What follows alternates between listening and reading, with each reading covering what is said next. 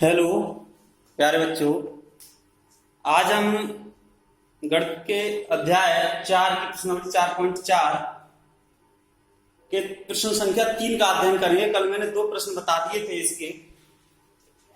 ये मूलों की प्रकृति पर आधारित है।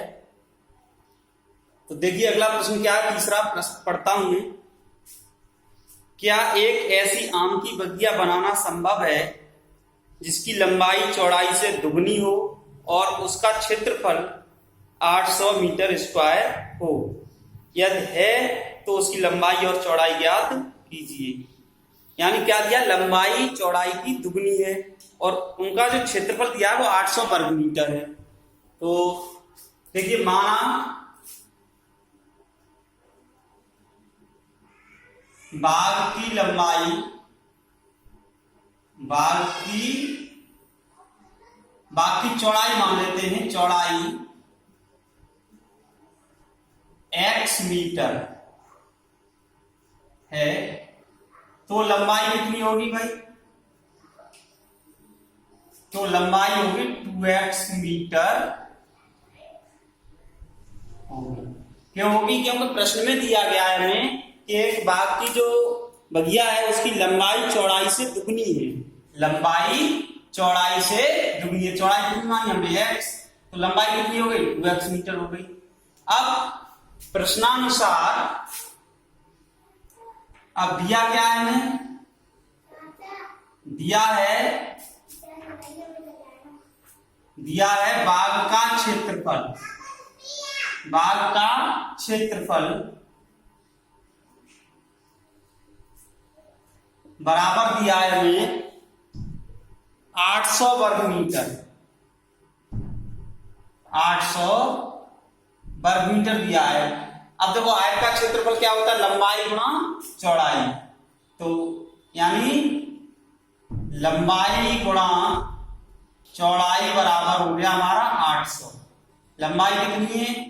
2x और गुणा x बराबर 800। और तो इसमें कुछ दिया नहीं है।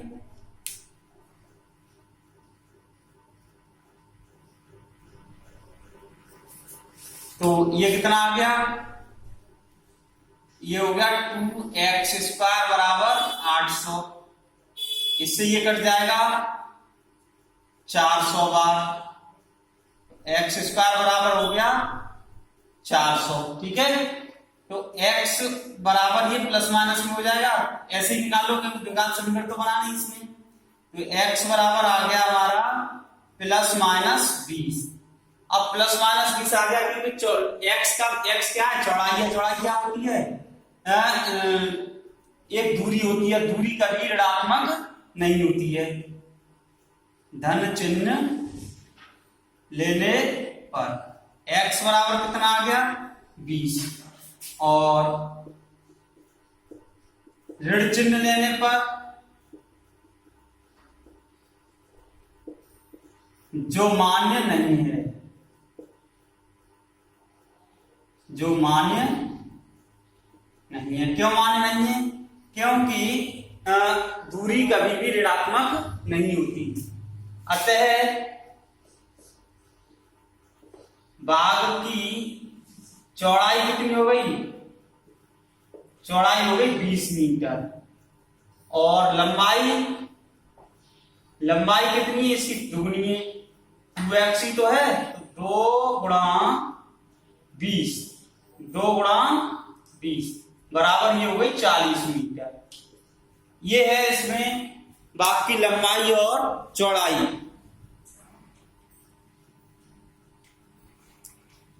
लंबाई कितनी है? 40 मीटर और चौड़ाई कितनी है? 20 मीटर हो गई। तो ये प्रश्न में दिया गया था हमें कि क्या ऐसी बगिया बनाना संभव है जिसकी लंबाई चौड़ाई से दुगनी हो और उसका क्षेत्रफल 800 वर्ग मीटर हो। तो हम जानते हैं कि हमने चौड़ाई मान ली x मीटर, तो लंबाई 2x मीटर हो गई क्योंकि लंबाई दुगनी दी गई है चौड़ाई की। और बाग का क्षेत्रफल दिया था हमें 800 वर्ग मीटर और क्षेत्रफल का जो सूत्र होता है लंबाई गुणा चौड़ाई। तो लंबाई गुणा चौड़ाई बराबर 800। लंबाई 2x है, चौड़ाई x है, बराबर 800। 2 से ये 400 बार कट गया, x स्क्वायर बराबर 400, x बराबर प्लस माइनस 20। धन चिन्ह लेने पर और ऋण चिन्ह लेने पर निगेटिव मान x का हो नहीं सकता, क्योंकि चौड़ा x जो माना है हमने वो दूरी को माना है, दूरी कभी ऋणात्मक नहीं होती है। चलिए अगले प्रश्न की बात करते हैं। ये हो गया।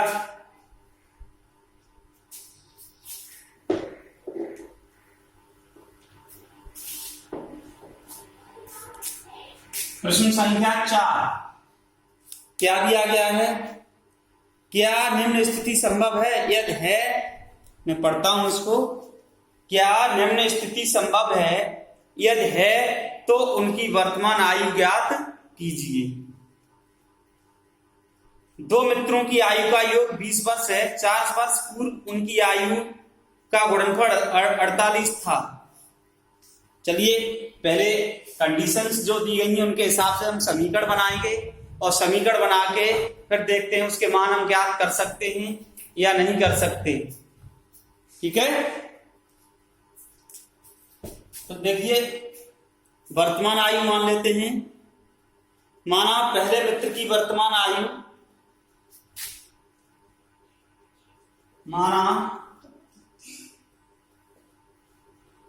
पहले मित्र की वर्तमान आयु x वर्ष है, x वर्ष है। तो दूसरे मित्र की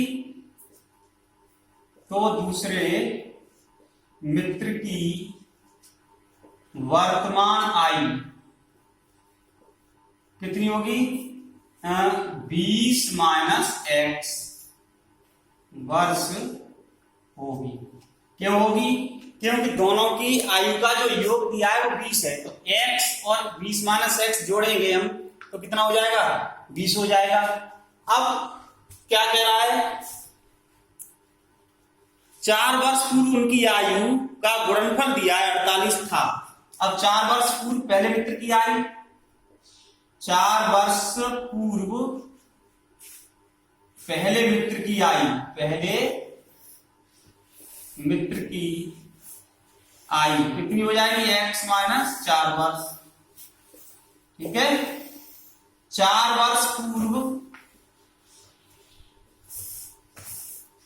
दूसरे मित्र की आयु क्या हो जाएगी? मित्र की आयु 20 माइनस x माइनस 4 ये घटाने हैं हम दोनों में से, तो ये हो जाएगी हमारी 16 माइनस x। इतने वर्ष हो गई। अब प्रश्नानुसार हमें दिया क्या है? इन दोनों की 4 वर्ष पूर्व की आयु का जो गुणनफल है वो दिया गया है, यानी x माइनस 4 और इसका गुणा 16 माइनस x से कर दें तो कितना है? गुणनफल 48 है। गुणा कर दीजिए इसका इससे गुणा करेंगे 16x माइनस x स्क्वायर, अब 4 का गुणा कर दो माइनस 64 और प्लस 4x बराबर 48। इसको इधर ले आओ, ये हो जाएगा माइनस का x स्क्वायर, 4x और 16x कितने हो गए? 20x माइनस के 64 हैं और प्लस माइनस के ही ये हो जाएंगे इधर आके 48 बराबर 0। तो ये हो गया minus x square plus 20x और माइनस के हो गए ये कितने? 112 बराबर 0। या हम इसको ऐसे भी लिख सकते हैं x square minus 20x plus 112 बराबर 0। क्यों? इसमें से माइनस से भाग दे दिया। अब देखो हम ये जांच करेंगे कि ये जो द्विघात समीकरण हमें प्राप्त हुई है इसके मूल हैं भी या नहीं, ये पता करना है हमें। ठीक है, हमें ये पता करना है कि इस समीकरण के मूल हैं भी या नहीं भी। तो देखिए क्या दिया है हमें, जहां a इक्वल टू है 1, b इक्वल टू माइनस 20 और c बराबर है 112। तो सबसे पहले हमें ज्ञात करना है विविक्त कर। अब देखो b स्क्वायर माइनस 4ac का मान निकालते हैं, माइनस 20 का स्क्वायर माइनस 4 गुणा 1 गुणा 112 तो 20 का स्क्वायर कितना हो गया 400। 112 का 4 में गुणा कर दो, 4 दूनी 8, 4 एकम 4 और 4 एकम 4, कितना आ रहा है ये माइनस के 48 आ रहा है, निगेटिव आ रहा है। निगेटिव का मतलब है कि ये ऋणात्मक लेस देन 0 है। तो देखिए जहां b square minus 4ac less than 0 है, अतः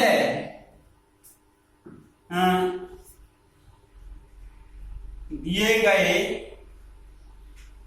समीकरण के मूल कैसे होंगे, काल्पनिक होंगे।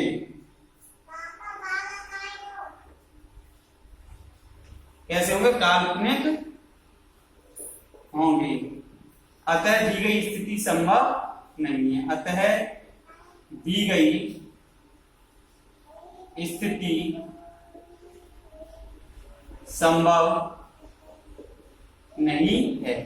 तो ये था प्रश्न में, अगर इसका के मूल वास्तविक होते तो स्थिति संभव होती, क्योंकि इसके मूल वास्तविक नहीं है, इसलिए दिए गए इसकी स्थिति संभव नहीं होगी। तो यही पूछा था हमसे, क्या निम्न स्थिति संभव है, यदि है तो उसकी वर्तमान आयु ज्ञात कीजिए। अगर स्थिति संभव होती तो हम वर्तमान आयु ज्ञात करते, क्योंकि इसका मान नेगेटिव आता है तो मूल कैसे होते हैं, काल्पनिक, यानी कोई वास्तविक संख्या नहीं होती है। तो आशा करता हूं ये समझ में आया होगा। अगला है क्वेश्चन, देखिए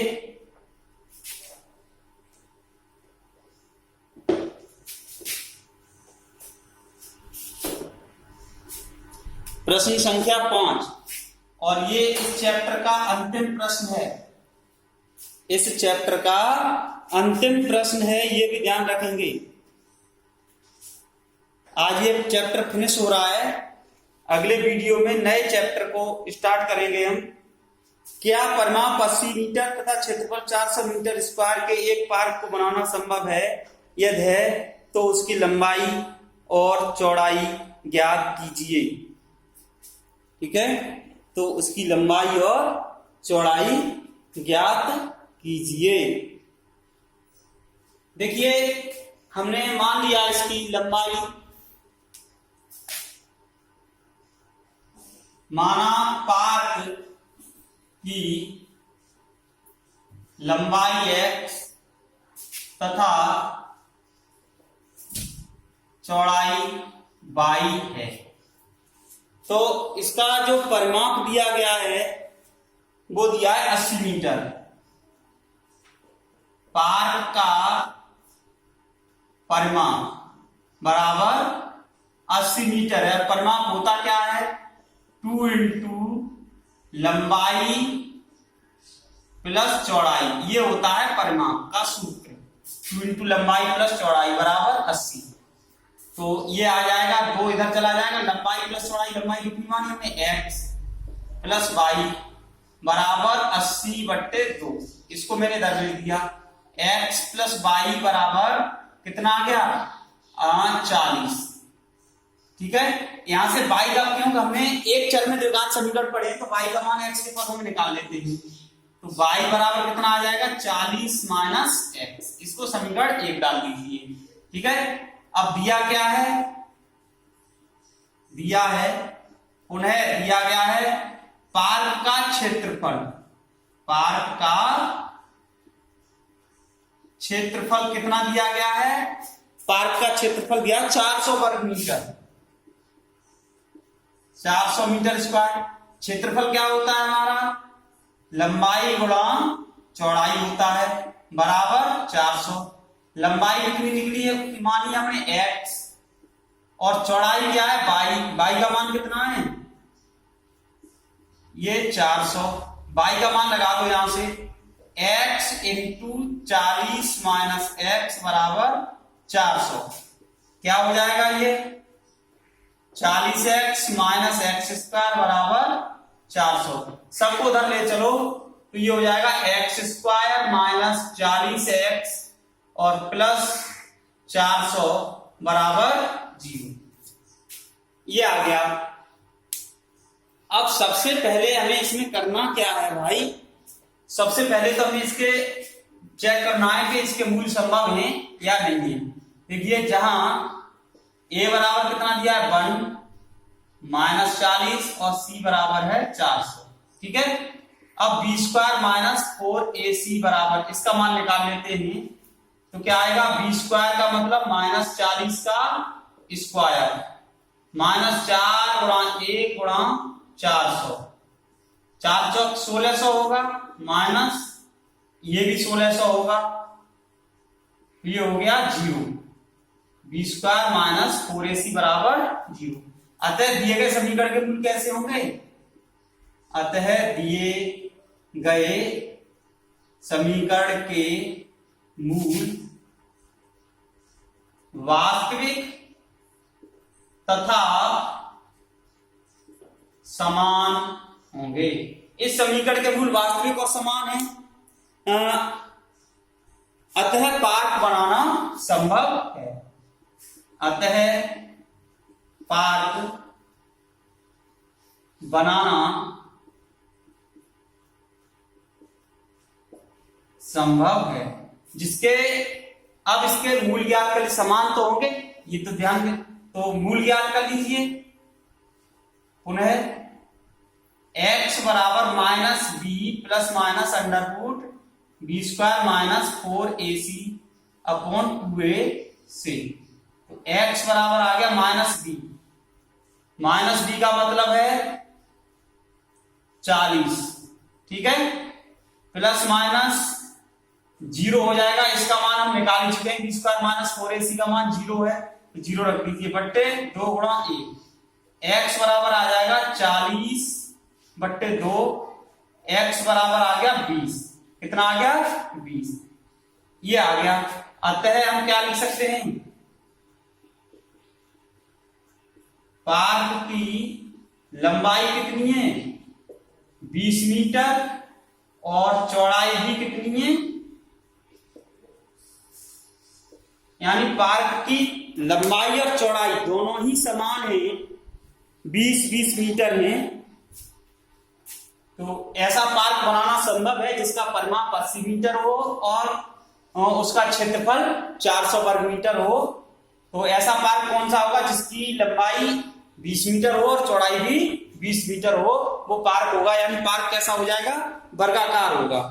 आज इस चैप्टर का अंत हो गया है। अब हम अगले वीडियो में अगले चैप्टर को पढ़ेंगे, समांतर श्रेणियां। तो ये बहुत अच्छा चैप्टर है द्विघात समीकरण, हमें इसको अच्छे से अध्ययन करना है, रिवीजन करें, बार बार वीडियो देख के। धन्यवाद।